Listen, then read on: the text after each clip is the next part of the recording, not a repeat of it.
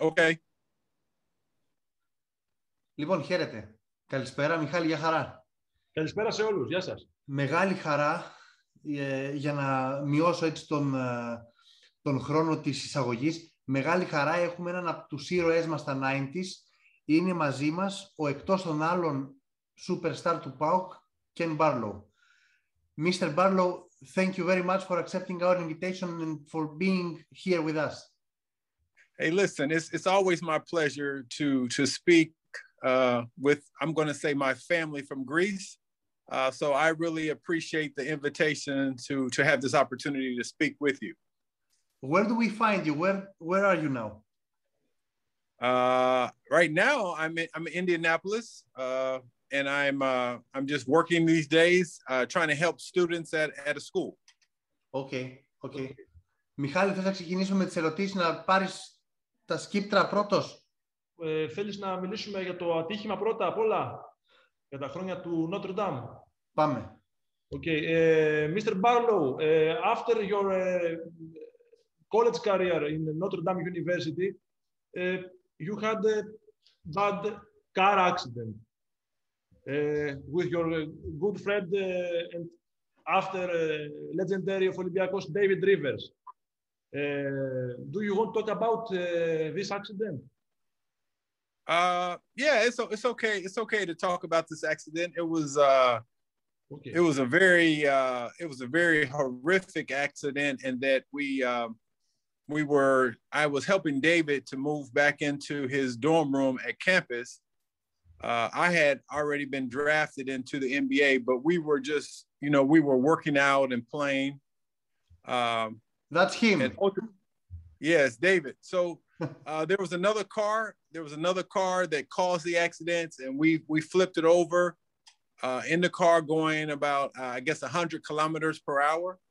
And David flew out of the window and cut himself really, really badly in the accident. And fortunately enough for both of us, it didn't kill us, and we were able to make a recovery and return to life as normal. Okay. Did that accident deprive you of the opportunity to play in the NBA? I think that Atlanta Hawks had your rights. You have traded by the Lakers. That's correct? Yes. So I was drafted by the Lakers, and then I was subsequently traded to the Atlanta Hawks in June of 1986. The accident took place actually in August. So I say no. And the only reason I say no, I actually wrote a book this summer that will be published in probably about 6 weeks. It should be published. And it talks all about the accident and kind of what happened and how I subsequently ended up in Europe. So, yeah, so it's kind of a tough question to answer right now, only because I've written a book and it's and I spell it out completely in the book what happened. Okay. We will be happy to read it. So I want you to show you some pictures and tell me about the 1986 draft, which is somewhat cursed from many players dying after they were drafted. Yes. So I will show you. Just give me a moment. Which player do you think is the most talented? And these players are Len Bias. I don't know if you see my screen. I think you do. Yeah, I see it. Roy Tarpley. This is Mike's favorite. And yeah, of course. Our European, Dražen Petrovic. I don't know if you had the opportunity to play against them or with them. Which of them had impressed you at the time, maybe? Listen, those are three great players. They are three great players. I played against all three of them. I played against Roy Tarpley and Len Bias when we were in college. We played Maryland every year. And I played Roy Tarpley, I think my sophomore year, for the NIT championship. Michigan won the game. But Roy Drazen and Len Bias, for me, are as talented of basketball players that they come. Len Bias was really special. He was an athlete on the level of Michael Jordan. With he could shoot the ball, he could rebound it. He was just a tremendous competitor. Roy Tarpley was exceptional. I think he got drafted 7th. I thought he was one of the top 3 players at the worst. I thought he was maybe number 3 at worst. And the only reason Drazen Petrovic wasn't drafted higher is because they knew that he wasn't going to be able to come to the NBA. But he was, when I had played against him, I played on a U.S. select team that went to Europe in 1984. And Derek Phelps at Notre Dame was actually recruiting Drazen to come play in the backcourt with David Rivers, which would have been a great backcourt. Yes. Could you imagine David Rivers, Drazen Petrovic, and Ken Barlow? That's a great thing. Wait, we have some music. We have to wait for 1 second. Okay, no problem. I go on waiting for the music, and I will ask you about. Okay, we're waiting. No worries. We're okay. Waiting. Nice song. Ανάση, να κάνουμε ένα... Ο Tarpley ήταν ο μεγαλύτερος παίκτης που έχει περάσει τον Αθλητικό για μένα. Hey, wait. I'm talking... Okay. Είναι Θανάση ο Tarpley ο μεγαλύτερος Αμερικάνος. Η μουσικάρα βάλτε, θα πάμε καλά copyright. Ναι.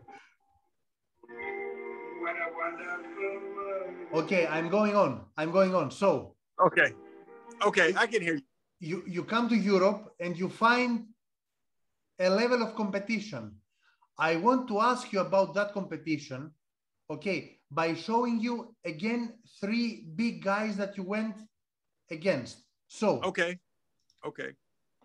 These players are Bob McAdoo. When you left Tracer. Yeah. Yes. Dino Raja. He's our favorite for our show. He has been with us twice. And Odi Norris. Ooh, wow. Hey, man, look, you picked some good ones.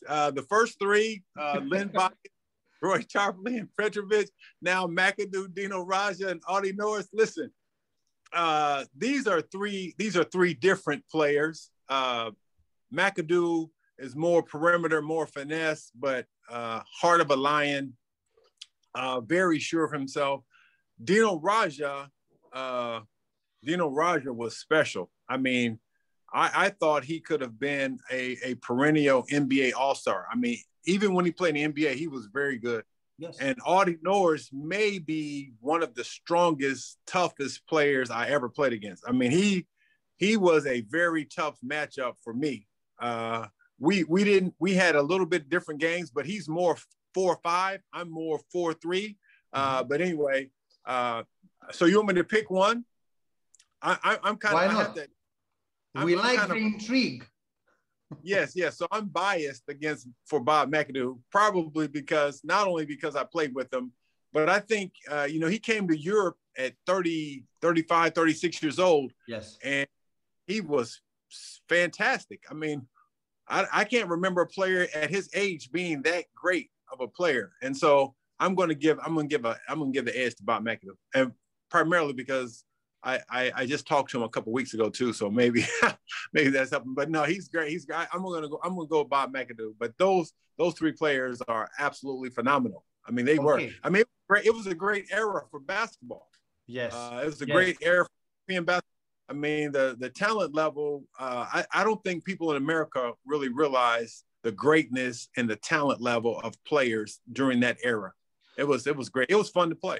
I don't know if you agree with me. I think Yugoslavia, the United Yugoslavian team, in that era, maybe the best national team of all time. If we forget about the dream teams.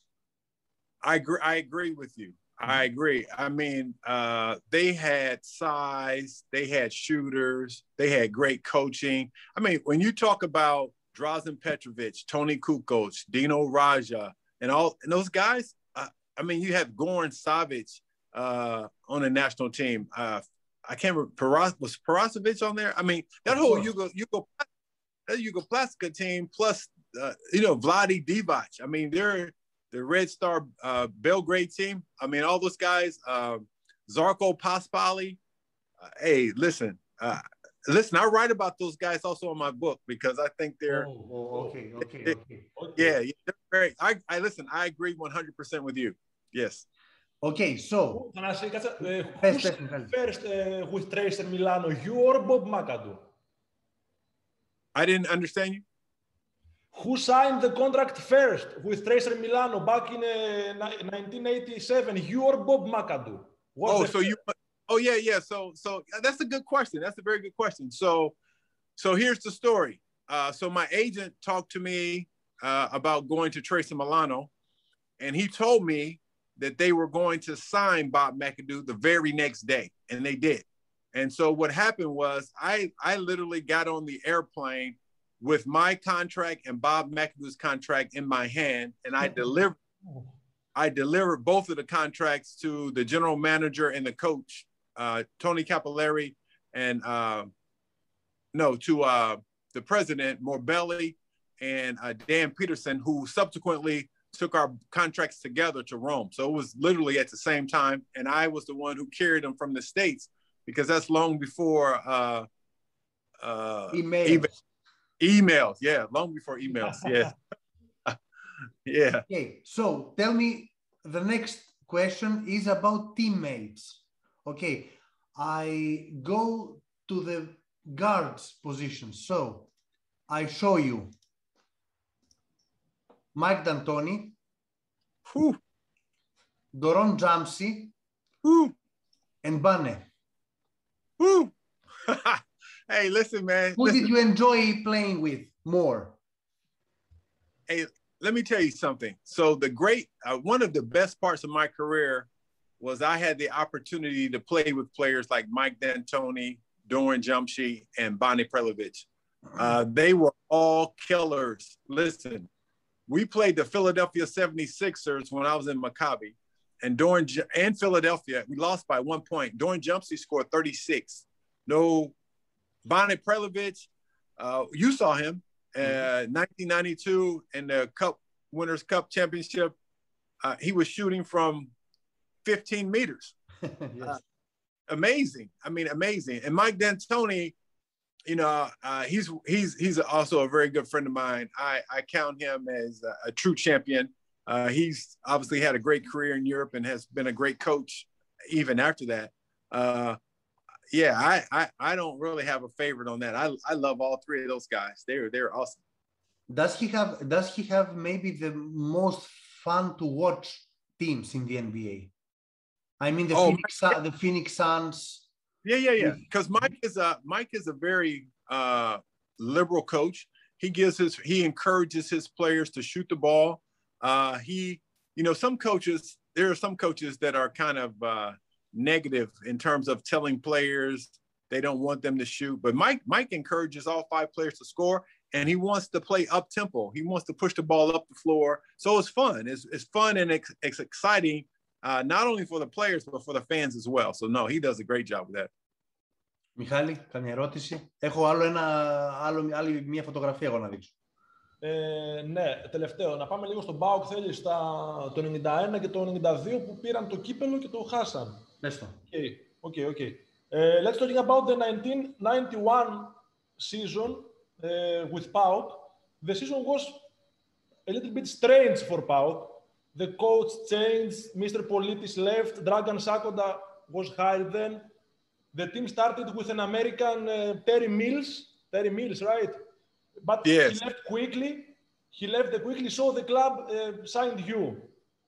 No, they signed Irving Thomas. Okay. Irving Thomas for one game only. Yes. For one game. Yes, that's right. Yes. Irving Thomas. Yes. And then, and then you signed for PAOK. Yes. How did it was like, excuse me? How did the situation change, and how did you reach the final and the trophy then? Yeah, so that summer, I was asking my agent. I finished my contract with Maccabi, and I wanted to return to Italy to play. So he told me, he said, "Hey, I have some opportunities for you." Even early in the summer, I think even before Terry Mills, to go to Greece to play. But I told him, I said, "Hey, you know, I think I don't have any understanding of Greek basketball. I want to return to Italy." So anyway, the summer went past and I didn't find a good team to play in Italy. And so my agent called me back and he goes, "Hey, listen, the team that I had for you, which was PAOK in Greece, they signed a player, but now it's not working out for them. They would still like to offer you a contract." So, but he told me, he said, "Listen, they've played one game. The next game they played against their rival Aries. And so I actually arrived like 3 days before we played Aries the first time. But I knew Aries. I was familiar with them from the years of playing European Championship games in Italy with Tracer and also with Maccabi Tel Aviv. So I told him, I said, "Okay, I understand the atmosphere. I understand who's the champions. I understand what it's going to take to play in Greece." But when I arrived in PAOK, I wasn't familiar with Bane and John Korfas and Panayotis Vasoulas. I wasn't. But when I saw them the first day of practice, I thought in my heart, I said, "This is a championship team and we can win." So yeah, and so it turned out that we won the Cup Winners' Championship in '91, but I thought we should have won the Greek Championship as well in '91. It was a little different because they counted the regular season games for the playoffs. So Aries actually beat us 2 times, I think by 2 points total. And so we went into the playoffs and we were down 2-0. Yes. But then we won 2 games, and then I made a mistake and turned the ball over and it cost us. So I was very disappointed in myself in making a poor pass. And Panayotis Yanakis made a basket to beat us in game 5, I think. Yes. In the end. Να το ρωτήσω για τη μέρα του ελληνικού, γιατί έχει πολύ πλάκα με το κύπελλο το σπασμένο. What do you remember from that crazy night in Switzerland? There was 5,000 Greek fans in the stadium. The game almost stopped due to Vasoulas' foul. And the craziest of all was the broken cup at the end. How did this happen?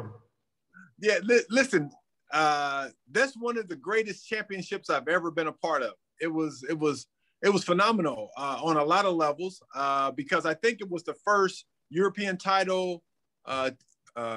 club title in Greece and for years. And yes. it was really big. It was really big. And it was very overwhelming, I think, not for only the fans, but for the players and for the organization. Maybe my most celebrated championship in my time in Europe. And I won a lot of championships, but that one, and also in '92 when we won the Greek championship, because PAOK was a team that was like right on the border of becoming great at that moment. And we actually crossed over the finish line to win that championship in Switzerland. People were jumping into the sea. I mean, it was That's Greece. How did you feel? I think you were a member of the team in 1993 when Benetton won, or not? Yes. Yeah, that's maybe the most disappointing. So you go from the greatest in '91 to the most disappointing in '93. We leave the in-between apart because we must hurry. So I think you had a better team. Okay, they had Kukoc, but you had a better team. And this guy from nowhere, I don't remember his name, he scored 5 3-pointers or something like that. Yes, I think actually Jacopini scored some threes, and then Mauricio Ragazzi, Maurizio Ragazzi came off the bench and made a shot to actually win the game, to close the game out. Yeah. Listen, that loss still hurts me. So let's talk about something more pleasant. Okay, if you want something more pleasant, give me your opinion about this. Just a moment.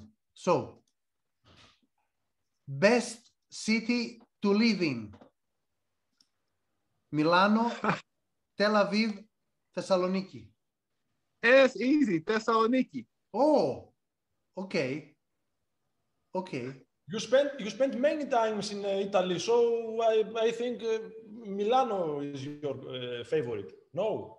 I like Milano, but I like Milano. I like Tel Aviv, but I do not like them better than I like Thessaloniki. Okay. To respect your 25 minutes that you gave us, I want to show you one more photo and talk to me about one of the Notre Dame legends, but with somewhat funny haircut. No offense, but we are speaking about one of the worst haircuts in the history of basketball. Yeah, and our favorite. This is Luke Harangondi. Of course, he is much younger than you are. Yeah, I know Luke Harangondi. He's a good player. He's a good player. He's a very good player. And he wears a great number. The number 44. So I tell you this, here's some history about Notre Dame basketball. Number 44 is Adrian Dantley. Oh. Who, after Adrian Dantley is Kelly Tripucka, who played with Isaiah Thomas with Detroit. After Tripucka, it's me. And after me is Luke Harangondi. No one else in the last 40 years, only 4 players in the last 40 years wear that number. So it's all the great players. He is the second in points and second in rebounds in Notre Dame's history. Yes. He's a great player. Has a big heart. Probably his challenge is he's not so tall, so he has to play against players that are bigger than him a lot. So, but he was always respected when he played in the EuroLeague or the Euro Cup in Europe. Yeah. He's tough. He's a tough player. He's a tough player. Yeah, you can't sleep. I mean, you may look at him and think maybe he's not tall enough, maybe he doesn't jump high enough, but he's a tough player.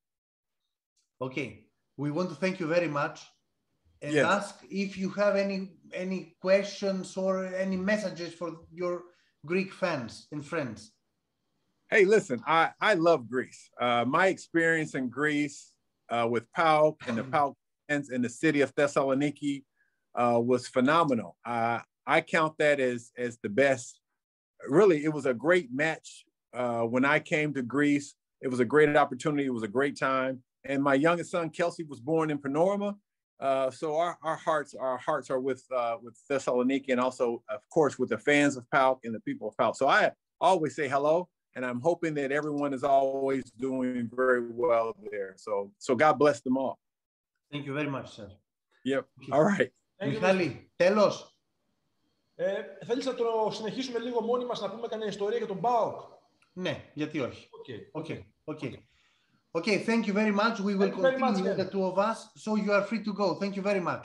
Okay, guys. Have a great day. Bye. Thank you. Thank you. It's been an honor. Thank you. Λοιπόν. Δεν μας είπε καμία ιστορία περίεργη για τα ποδητήρια, ξέρεις? Για τους νεότερους, καλό θα ήταν να μπουν σε κάποιο βιντεάκι, να δούνε για τι άλμα μιλάμε και για τι ψυχή και για τι positioning μιλάμε. Ναι, τρομερός. Φοβερός παίκτης, ο οποίος είχε την τύχη να το πάρουμε έτσι δύο στιγμές σημαντικές. Ήταν ότι την πρώτη χρονιά με το που έρχεται παίρνει το ευρωπαϊκό με την Tracer Milano, η οποία ήταν η υπερομάδα της εποχής, πάνω από Μπαρσελόνα, πάνω από Μακάμπι, πάνω από Άρη. Είχαν τον Μάκαντου, ο οποίος ήταν 10 χρόνια πριν, περίπου 7, 8, 9 χρόνια πριν, ο MVP του NBA, έτσι, τεράστια υπόθεση. Και ήρθε ο Μάκαντου στα 35 και έκανε πλάκα στους άλλους και είχε βέβαια και καλή ομάδα γενικότερα. Ο Μάκαντου, ο Πρεμιέ, ο Μενεγκίνο, ο Νταντόνι βέβαια, έτσι. Με coach τον Dan Peterson βέβαια. Και όταν λέμε Μενεγκίν, μάλλον μιλάμε για το μεγαλύτερο Ιταλό των εποχών. Τον έχει ξεπεράσει κάποιος πιτσιρικάς τώρα. Πιτσιρικάς εννοώ δικός μας, νεότερος. Ένας Μπελινέλη και ένας Γκαλινάρη. Κοίτα, ήταν ο Αντωνέλο Ρίβα βέβαια ο αρχισκόρερ, ας πούμε.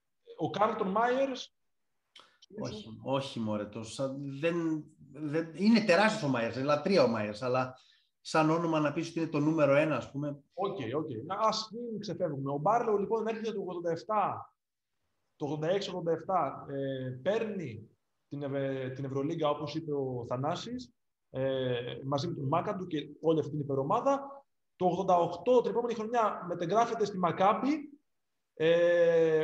όπου φτάνει ξανά στον τελικό. Νομίζω είχαν αποκλείσει την Παρτιζάν στη Γάνδη το 88 στον ημιτελικό, του Ντίβατς. Ναι, και το πήρε στο τέλος η Μπαρτσελώνα. Όχι. Το πήρε πάλι Tracer, έκανε back to back. Σωστό ρε. Το 88 το πήρε πάλι Tracer. Λοιπόν, ο Μπάρλοου βρέθηκε αντιμέτωπος με την παλιά του ομάδα στον τελικό. Να πω ότι ο Μπάρλοου είχε κάνει ένα μαγικό τελικό το 88, έβαλε 21 πόντους, ουσιαστικά έπαιζε μόνος του την Tracer, αλλά η Tracer έκανε το back-to-back και έτσι έχασε την ευκαιρία και ο ίδιος να πάρει 2 συνεχόμενα. Στη Μακάμπι που πήγε έμεινε 3 χρόνια, έπαιξε μαζί με τον συγχωρεμένο τον Κέβιν Μαγκί βέβαια. Την πρώτη χρονιά Θανάση δεν είχαν Λαβόν Μέρσερ. Ο Λαβόν Μέρσερ πήγε το 89-90, αν δεν κάνω λάθος. Ναι. Και βέβαια είχαν τον Sims, νομίζω. Το 89 είναι που ο Άρης έχει φτάσει, αν δεν κάνω λάθος, πιο κοντά από όλες τις φορές να πάει στον τελικό και παίζει τις μπουνιές ο Γιαννάκης με τον Μαγκί. Με τον Μαγκί, ναι. Έτσι. Και έγινε αυτό. Για να το πάρει στο τέλος η Γιουγκοπλάστικα. Αρχίζει η τριετία της Γιουγκοπλάστικα μετά. Βέβαια. Άρα η Μακάμπι μένει με άδεια χέρια, ο Κεν Μπάρλοου μένει με άδεια χέρια από ευρωπαϊκούς τίτλους μετά. Έτσι. Και το παίρνει το 91 με τον ΠΑΟΚ, αλλά πριν το Κυπελλούχων, έτσι. Αυτό που του είπα πριν, το 91, λοιπόν, στο Κυπελλούχων. Στη Ζηρίχη. Στη Γενέβη, ναι, στο Πετινουάρ. Στη Γενέβη. 5.000 παοκτζίδες στο γήπεδο. Ο Φασούλας έχει βγει με 5 φάουλ πολύ πριν τη λήξη του αγώνα. Το μάτς πήγε να διακοπεί. Κόσμος μπήκε μέσα, πετάγανε, ξέρεις, ελληνάρες κτλ. Καλά, ναι. Οπότε έπιασε το μικρόφωνο ο Φασούλας και λέει ό,τι και να έχει θα το σηκώσουμε. Και όντως έτσι έγινε. Το κύπελλο έσπασε στο τέλος, ήταν κάτι ευτράπελα, αυτά είναι τρελά πράγματα. Έτσι. Ήταν όμως, Θανάση, όπως είπε, το πρώτο ευρωπαϊκό ελληνικής ομάδας μετά τη ΣΑΕΚ που είχε πάρει στο Καλιμάρμαρο. Έτσι. Και βέβαια αυτό έσπρωχε τους υπόλοιπους να ξεκινήσουμε να παίρνουμε Παναθηναϊκό. Άρης μάλλον πρώτα στο Τωρίνο, Άρης στο Τωρίνο πρώτα το 93, μετά Παναθηναϊκός, Ολυμπιακός κλπ. Και έχουμε πάρει τόσα πολλά που τα ξεχνάμε στο μέτρημα. Τέλος πάντων, ό,τι και να λέμε, μιλάμε για μεγάλο παίκτη. Αυτός που μου είπε ο Irving Thomas, έφυγε ο Terry Mills και ήρθε ο Irving Thomas που είπε ο Barlow πριν, έπαιξε έναν αγώνα και έφυγε. Αντικαταστάθηκε. Έναν αγώνα. Πάντως για να καταλάβετε το τεράστιο επίπεδο των ξένων τότε, γιατί οι ξένοι όταν ήταν στην Ευρώπη τότε, ήταν πραγματικά, κάνανε διαφορά. Ήταν πολύ παράξενο, απλά δεν είχαμε και χρόνο πολύ να κάνουμε και διευκρινητικές ερωτήσεις πολλές. Πολύ παράξενο που είπε ότι έμεινε, λέει, μέχρι το τέλος του καλοκαιριού χωρίς συμβόλαιο. Μιλάμε ένας από τους top 5 ξένους τότε στην Ευρώπη, έτσι. Απλά λογικά θα ζήταγε πολλά λεφτά, μωρέ, γι' αυτό. Ναι, πιθανότατα. Στο κάτω-κάτω και τώρα που μιλάμε είναι πολύ παίχτης πρωτοκλασάτη χωρίς συμβόλαιο στην Ευρώπη. Ναι, εντάξει.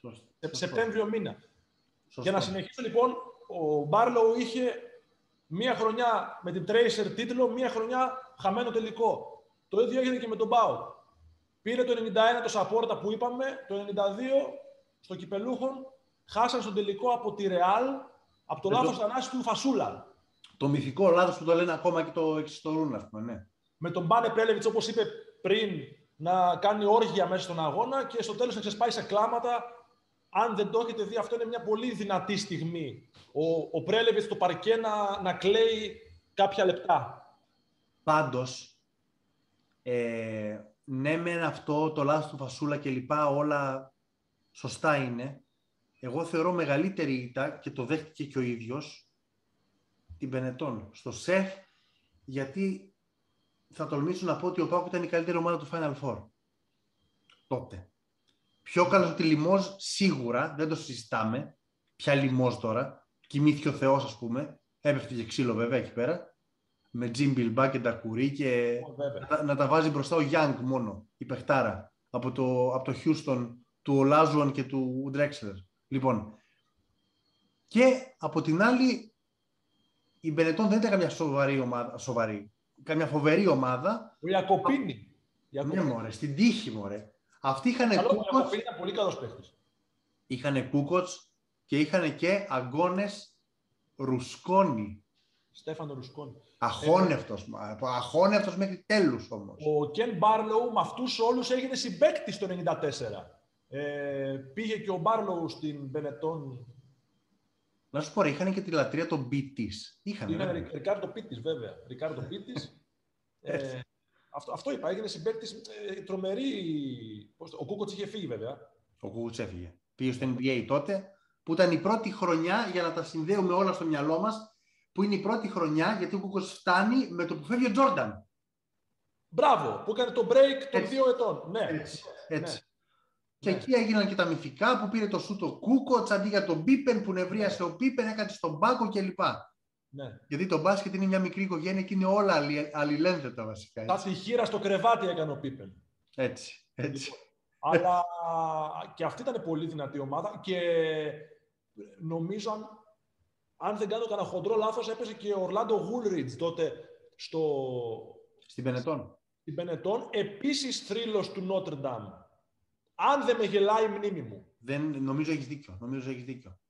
Λοιπόν, θα σταματήσουμε κάπου εδώ, να μην σας πρίζουμε με το αν δεν θυμάμαι καλά και αν θυμάμαι καλά και αυτά. Λοιπόν, ανανεώνουμε το ραντεβού κάποια στιγμή στο εγγύς μέλλον. Αρχίσαμε πλέον και τίποτα δεν μας σταματά. Κοιτάζουμε να έχουμε τους καλύτερους δυνατούς καλεσμένους από το μπάσκετ κυρίως, αλλά και όχι μόνο, για να μαθαίνουμε και λίγα πράγματα από τον αθλητισμό γενικότερα. Μας έχετε μάθει ότι κάνουμε τέτοια πράγματα. Σας ευχαριστούμε πάρα πολύ που ήμασταν άλλη μια φορά παρέα σας και θα τα πούμε ξανά όσον ούπο, που λέει. Λοιπόν, Μιχάλη, αγορίνα, τα λέμε. Έγινε, παιδιά, για χαρά. Γεια χαρά.